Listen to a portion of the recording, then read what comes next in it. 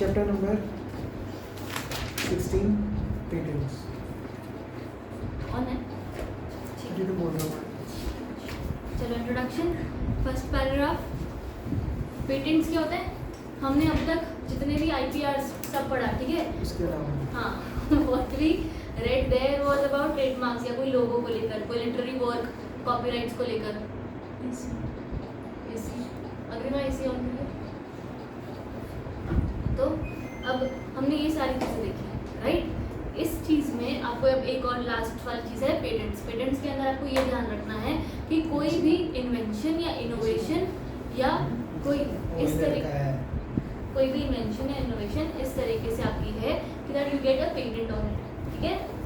आपकी इन्वेंशंस पर, कोई नई तरीके की ऐसी इनोवेशंस पर जो एग्जैक्टली एग्जिस्ट नहीं करती है इस वक्त, उन पर पेटेंट्स किए जाते हैं। यहाँ तक क्लैरिटी है, ठीक है?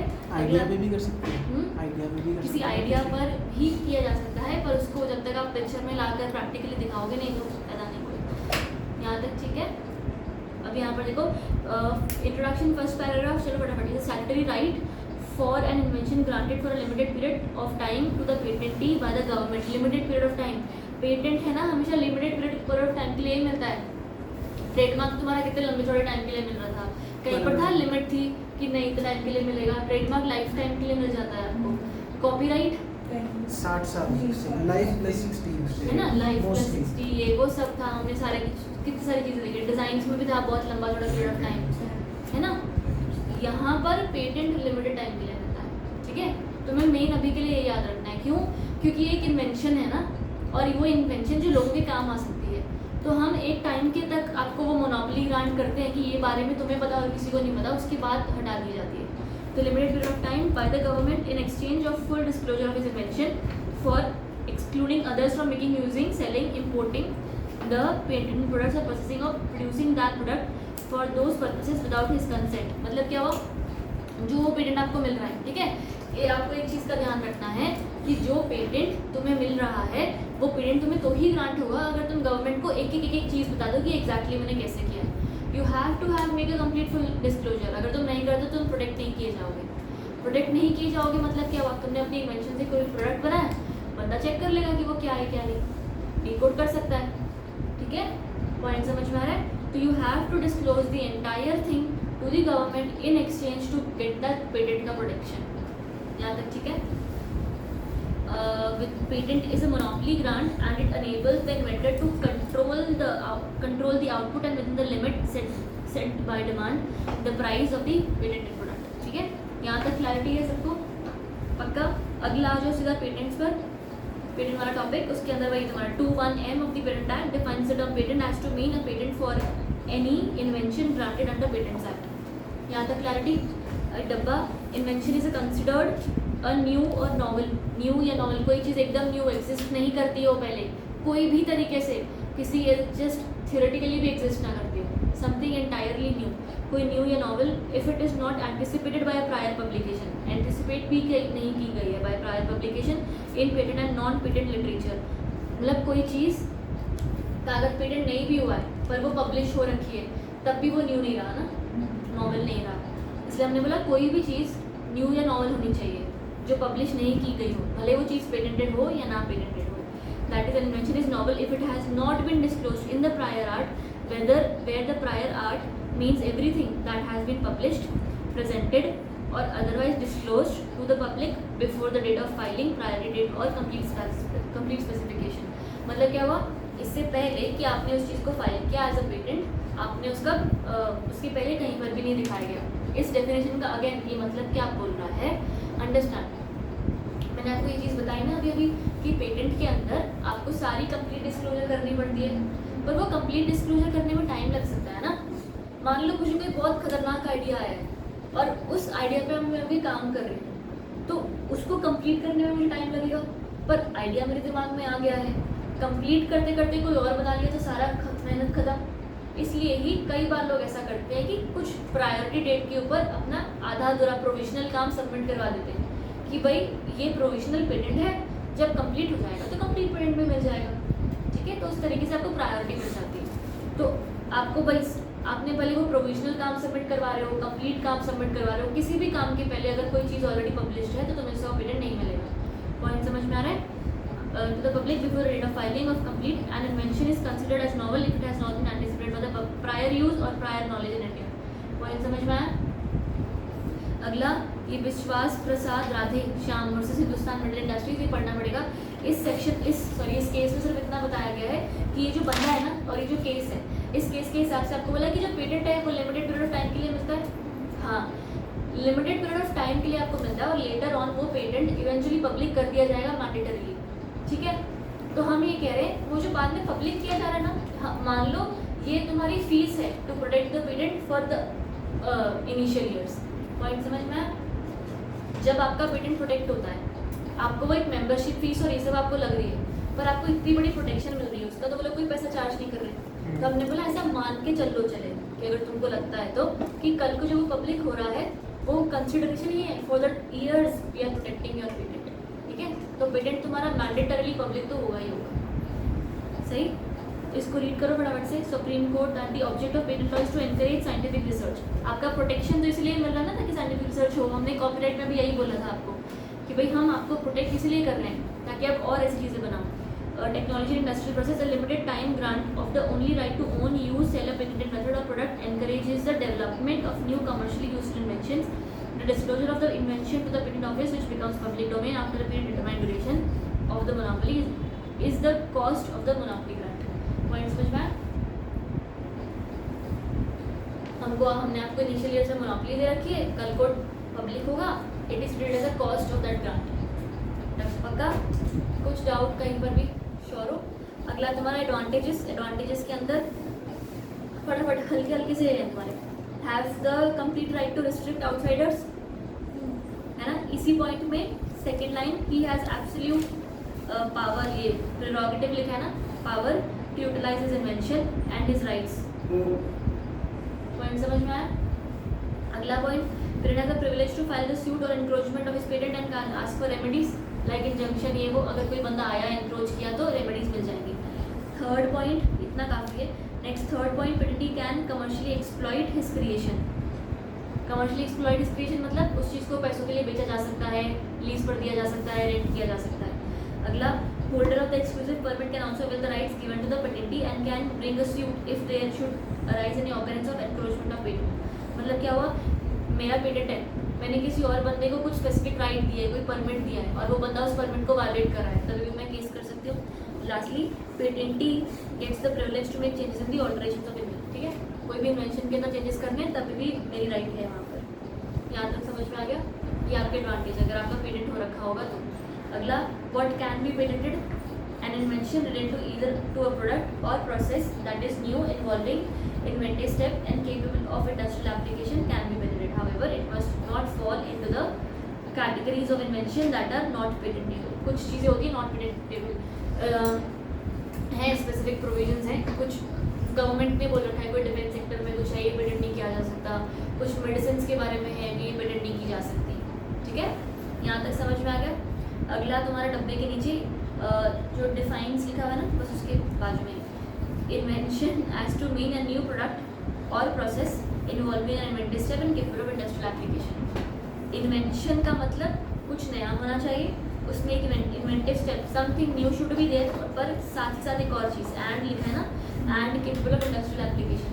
मतलब क्या हुआ, मैंने कुछ ऐसा बहुत खतरनाक न्यू बना दिया पर उसका कोई काम ही नहीं है। एप्लीकेशन तो हुई ना, उसकी कोई यूटिलिटी तो हुए। तो इंडस्ट्रियल एप्लीकेशन का मतलब हो जाए यही कि आपका चीज़ का कोई यूटिलिटी होना चाहिए। अगर यूटिलिटी नहीं है तो कोई फायदा नहीं, पेटेंट क्या करोगे लेकर, मिलेगा ही नहीं। यहाँ तक पॉइंट समझ में आ रहा है सबको? अगला paragraph, capable of industrial application relation to invention means invention is capable of being made or used in the industry। बढ़िया।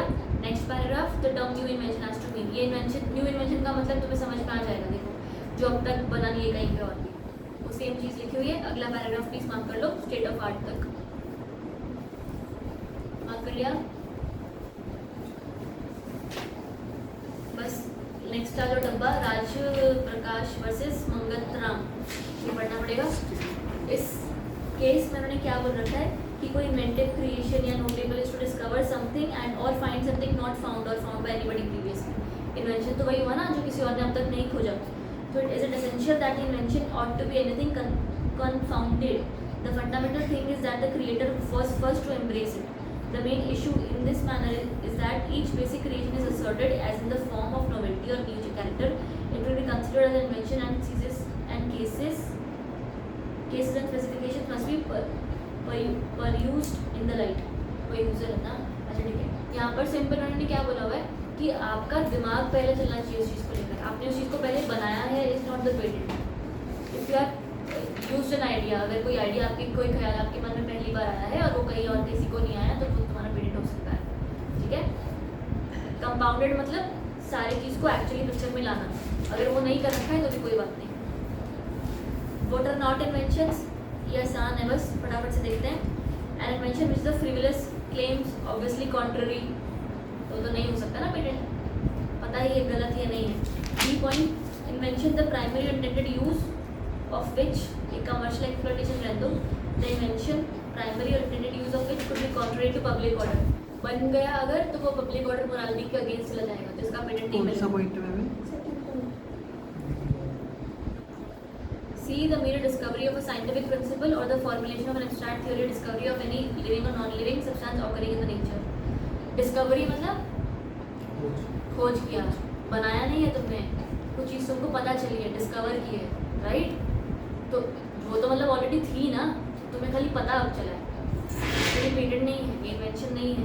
अगला, mere discovery of a new form or known substance which does not result in enhancement of the new substance. मतलब क्या हुआ, अब तुमने कोई नया element खोज लिया, उसका पेटेंट नहीं किया जा सकता, वो तुमने खोजा है. अगला ई वाला पॉइंट आ जाओ. अ सब्सटेंस ऑब्टेन्ड और मेयर इन मिक्सचर, मतलब क्या हुआ, दो मौजूद सब्सटेंसेस को मिक्स करके तुमने बोला ये तो नया है, ऐसा नहीं चलेगा. बढ़िया. करंट सब्सटेंसेस का मिक्सचर का पेटेंट नहीं किया जा सकता. मेयर अरेंजमेंट और रीअरेंजमेंट और duplication of the known devices, नया होना चाहिए. मतलब वो जबरदस्ती फोकस कर रहे हैं न्यू पर. Method of agriculture horticulture patent नहीं किया जा सकता. ये ना दुनिया की भलाई के लिए बोला हुआ है कि अगर तुमने पेटेंट करवा लिया तो चीज़ों का और दाम बढ़ जाएगा. यहाँ तक साथ में हो. जी H, any process for the medicinal, ये तुमको मैंने बताया था ना, मेडिसिन प्रोसेस, सर्जरी, ये सारी, और फिर हॉस्पिटल के दाम बन जाएंगे, पेटेंट नहीं हो सकते. प्लांट एनिमल्स का कोई पेटेंट नहीं होता, ब्रैकेट क्लोज. उसके अलावा मैथमेटिकल, बिजनेस, कंप्यूटर, ये सब का, और एल्गोरिथम्स कोई पेटेंट नहीं हो रहा. क्यों नहीं हो रहा? कॉपीराइट. ठीक है. उसके अलावा method of playing the game, ये वाला आ जाओ, IGKL, ये ऊपर तो लिटरेरी ड्रामेटिक म्यूजिक पे भी तुम्हें समझ में आ जाएगा कॉपीराइट है. Method of playing the game, इसका कहाँ से पेटेंट करवा रहे हो? वैसे तो हम तो रोज ही उन लोग का करा ली, हर दिन हम नए तरीके से खेलते. प्रेजेंटेशन ऑफ इन्फॉर्मेशन पढ़ी है, उसको प्रेजेंट करने का तरीका बदल दिया, कहाँ से. उसके अलावा लास्ट वाला section 4 prohibits the grant of patent respect of atomic energy.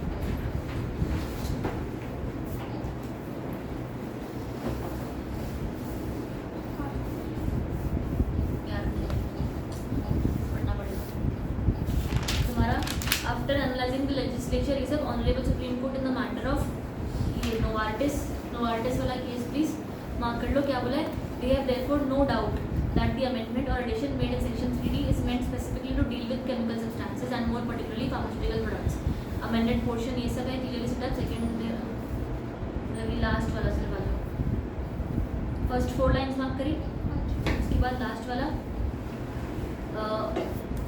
यहाँ पर पेटेंट तुम्हें नहीं मिलेगा. Same time to check any attempt at repetitive patenting और extension of the patent term और स्प्राउजिंग ग्राउंड्स. मतलब ये हर चीज़ में, अगर आपका सिर्फ सिंपली कोई केमिकल का या कुछ था, तुम्हें दोबारा उसका पेटेंट नहीं मिल रहा.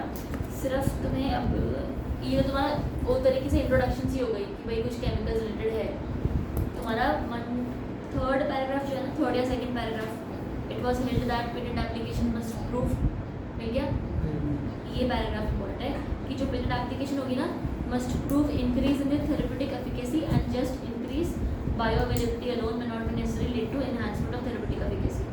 मतलब उस चीज़ से कुछ भला होना चाहिए, कुछ नया, कुछ वगैरह. कोई तुमने कुछ बनाई है चीज़, उससे खाली उसका मिक्सचर चेंज हुआ है या कोई एलिमेंट्स चेंज हुए हैं, कंपोजिशन चेंज हुआ है, नहीं, कुछ एफिशिएंसी बढ़नी चाहिए. यहाँ तक ठीक है. What are the criteria of patentability? It should be novel, new, inventive step, capable of industrial application, not attract, section 3 और 4। 3 कौन सा? नॉट वाला, और 4 वाला atomic energy. Persons entitled to make application, कोई भी बंदा जिसने कुछ भी नया बनाया वो एंटाइटल है। तो तुम्हारा an application for a patent for an invention may be made by any of the following persons. कौन सा? बाय एनी पर्सन क्लेमिंग कि भाई मैं ट्रू इन्वेंटर हूँ, by any person being the assignee सबको पता है ना, असाइनमेंट असाइनी। दूसरा बाय लीगल रिप्रेजेंटेटिव। ठीक है, समझ आ गया? अगला आ जाओ, forms of application and provisions and complete specification. ये मैंने आपको कहा ना कि पेटेंट आपने सोचा है बनाने का अभी खाली, तो आपको कंप्लीट स्पेसिफिकेशन अभी खुद को भी नहीं पता तो हम कैसे बता दें, और वो लोग को तो सारी इन्फॉर्मेशन चाहिए। तो इसलिए ही आप प्रोविजनल एप्लीकेशन भी कर सकते हो, प्रोविजनल स्पेसिफिकेशंस भी दे सकते हो, तब से भी आपका पेटेंट रजिस्टर हो सकता है। तो उन्होंने सेक्शन डब्बे के नीचे वाला वो section 7 dealing with forms of application requires every application for a patent to be made for one invention only. एक पेटेंट एक इन्वेंशन के लिए दिया जाता है। Where the application is made by virtue of an assignment of the right to apply for patent for the invention, then shall be furnished with the application proof of right to make the application. अगर आप inventor हो, आप application कर दो, एक invention की एक ही application होती है। आपको असाइनमेंट करा गया है right to make an application, तो फिर हम आप पे कैसे मान लें? क्या पता तुमने वो ओनर को कहीं बंद करके रखा है, हमें क्या पता ना। तो आपके पास हमको एक और चीज़ चाहिए, प्रूफ ऑफ एप्लीकेशन भी चाहिए। ठीक है, उसके बाद बंद करके रखा है तो हम नहीं फर्क पड़ना, हमें प्रूफ ऑफ एप्लीकेशन चाहिए, हम फिर तुम्हारा रजिस्ट्रेशन कर देंगे। पॉइंट यहाँ तक। अगला, every international application under patent cooperation treaty for a patent as may be filed designated India shall be deemed to be an application under the act if a corresponding application has also been filed during the before the controller in India। ठीक है, तो अगर आपने कोई international application करी है as per this treaty, it may be filed designated India shall be deemed to be the application under this act. Clarity आ रहा है? बेसिक इंग्लिश बताओ जल्दी, नहीं समझ आ रहा? फॉर्म के अंदर सेकंड पैराग्राफ क्या समझा है?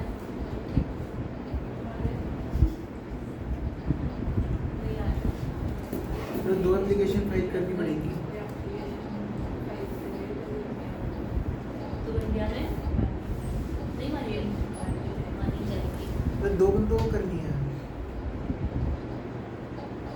नहीं, लिखा हुआ है corresponding application has also been filed before the filing date of such application is complete specification processed। फिर वहाँ पर किया तो यहाँ पर भी कर दो, इंडिया का भी माना जाएगा। पॉइंट समझ में आया? What is patent cooperation treaty?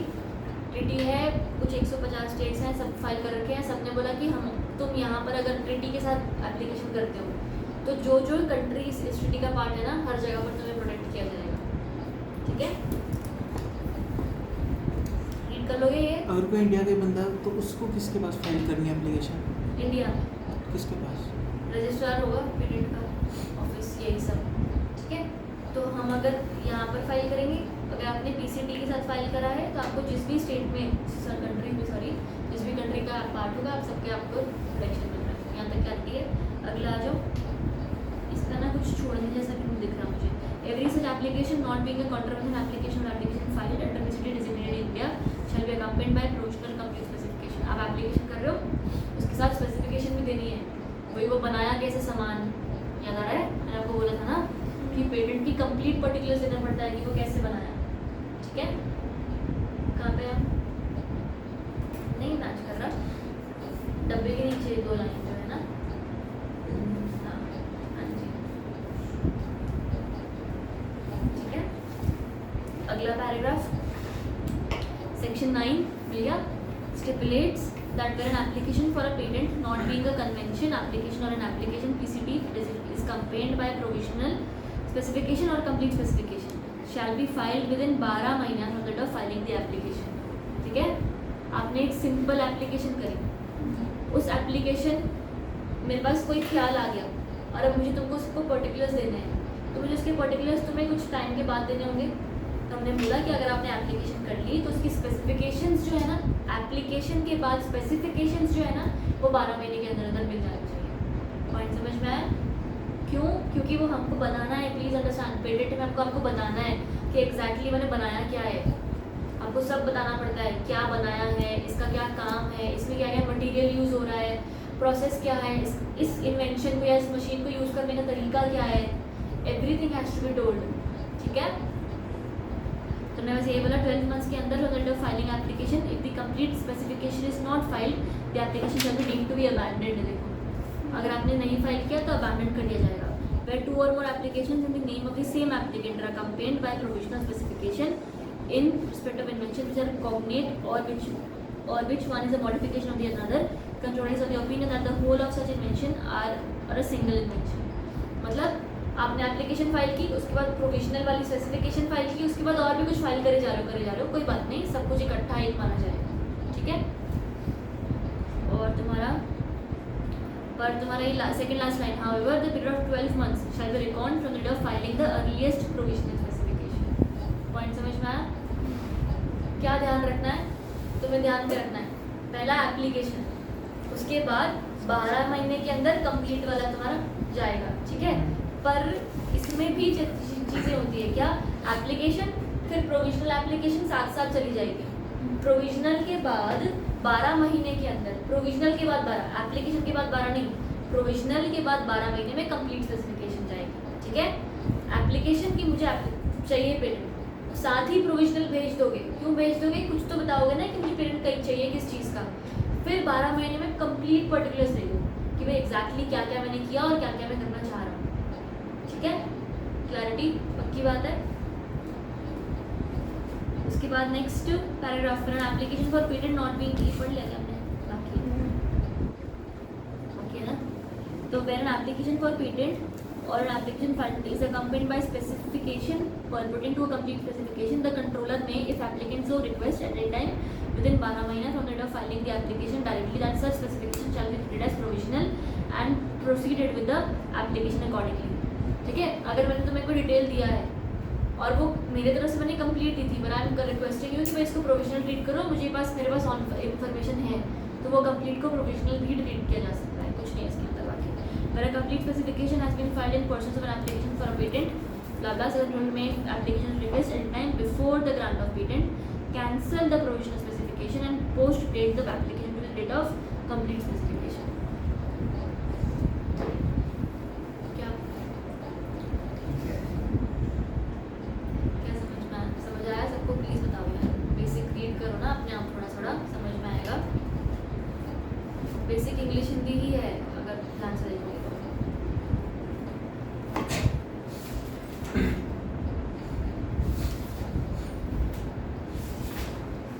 इस चैप्टर में कुछ छोड़ने देना है नहीं, चैप्टर लंबा है, इसमें टाइम लगता ही लगता है।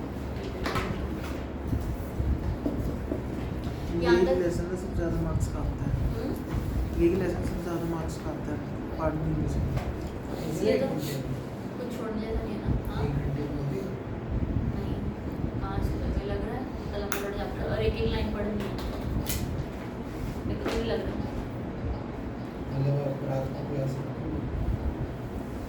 चल देखिए, आज थोड़ा सा छूट गया, चलो ग्रुप चैनल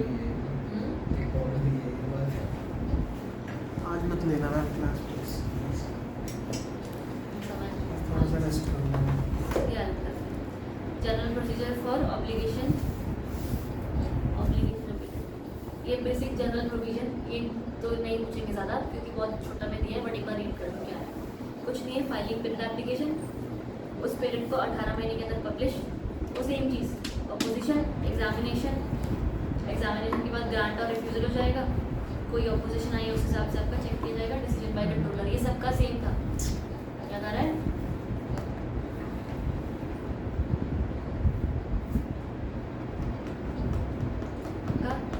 ध्यान दे रहे हो सारे? यस मैम, इस लेसन में तो है कल ये content of specification section 10 dealing with the contents of specification provides that every specification whether provisional or complete shall describe the invention and begin with title sufficiently indicating subject matter to which the invention relates। ठीक है, आप जो भी application करोगे उसके साथ specification जाती है, स्पेसिफिकेशन के अंदर डिटेल क्या क्या जाएगा हमने वो बताया है। एवरी कंप्लीट स्पेसिफिकेशन के अंदर fully and particularly describe the invention, operation, सब कुछ बताओ एग्जैक्टली मेथड क्या यूज़ किया, कैसे परफॉर्म किया, क्या किया क्या नहीं. Second, disclose the best method of performing the invention which is known to the applicant and for which is entitled to claim protection. ठीक है, बेस्ट तरीका क्या है इस चीज़ को करने का या इन्वेंशन का. अगला, एंड विद द क्लेम और claim defining the scope of invention for which protection is claimed. मतलब आप जब कोई एप्लीकेशन कर रहे हो जिसमें ये बताओगे ना कि एग्जैक्टली मुझे क्या क्या चीज़ से प्रोटेक्शन चाहिए, कि कोई भी बंदा ये सेम चीज़ और ना बना पाए, कोई भी बंदा ये फॉर्मूला ना यूज़ कर पाए, कोई भी बंदा अगर ये बड़ी मशीन के अंदर ये मेरी वाली छोटी मशीन यूज़ करता है ना तो इसका मुझे चाहिए. तो आप एक एक चीज़ को एग्जैक्टली स्पेसिफाई करोगे कि what are my claims. Next, be accompanied by an abstract to provide technical information of the invention. साथ साथ टेक्निकल इन्फॉर्मेशन की मैंने क्या चीज़ यूज़ की है, क्या मटीरियल यूज़ किया है, क्या वो कॉइल या क्या क्या यूज़ किया, सब कुछ बताओगे. ठीक है, वो कंप्लीट. हाउएवर कंट्रोलर में amend the abstract for providing better information. उसको लगे कि अभी भी समझ नहीं आ रहा तो बोलेगा अमेंड कर देंगे. For providing better information to third parties and if the applicant mentions a biological material in the specification which may be described in such a way, blah blah. इसका मतलब क्या हुआ? एक्सपर्ट की वो ले सकता हूँ, किसी एक्सपर्ट की ले सकता हूँ. एक्सपर्ट का नहीं, मैंने बोला कि मान ले पेटेंट में क्या होता है ना कि हमको अगर किसी थर्ड पार्टी को इस चीज़ को बताना है या दिखाना है या कुछ भी है तो फिर समझ में तो आना चाहिए ना. पर अगर उस थर्ड पार्टी को आपकी कंप्लीट स्पेसिफिकेशन समझ ही नहीं आ रही फिर क्या करें. इसलिए उन्होंने बोला फिर आपसे दोबारा डिटेल्स मांगी जा सकती है. Point number 1. दूसरा, हम पब्लिश कर रहे हैं सब कुछ इसको. ठीक है, मेरी जो इन्वेंशन है ना उसमें एक है ना कुछ लिक्विड है, एक वो लगता है, वो लिक्विड ज़रूरी है उस इन्वेंशन के लिए, पर एक मिलता कहीं पता नहीं कोई अर्जेंटीना से. ठीक है, अब मैंने ये सब बता दिया तो मुझे क्या करना पड़ेगा पता है, मुझे अपने कॉस्ट पे वो मटेरियल लेके भी इनको डिपॉजिट करना पड़ेगा कि कल को किसी को चेक करना है या किसी को देखना है तो मैंने सारी डिटेल. एक्सपायरी डेट होती है वो, अगर एक्सपायरी डेट होती है तो दोबारा करते रहो. पर ऐसा है यहाँ पर मैंने बोला एग्जैक्टली पेटेंट भी हम आगे एक्सटेंड करा सकते हैं उसकी. पेटेंट का टाइम लिमिट है. मतलब वो एक जो टाइम उन्होंने बोला था ना कि भाई इसके बाद तो मैंडेटरी पब्लिक हो जाएगा बस. हाँ बस कुछ है पर कुछ 10-15 कुछ ऐसा करके है बस. ठीक है, तो वहाँ पे झाड़ू वगैरह नहीं मारते, हाँ झाड़ू वगैरह नहीं मारते हैं ना. नहीं मारते. मान गए. ये कल मैंने गिरा नहीं पड़ा. आज नहीं मारा, कल मारा था. ऐसे ऐसे एक दिन मैं कल से दोबारा बोलूँगा तो देख लिया आज मैंने कल मारा. कल वो डालू फिर आज. आपके फोन भी लाइट हो अरे हाँ लाइट लगाऊँ क्या तार, लगाते चार्जर दे दो, तार दे दो बाहर. नहीं अपने वाली चार्जर लगाऊंगा मुझे भाई.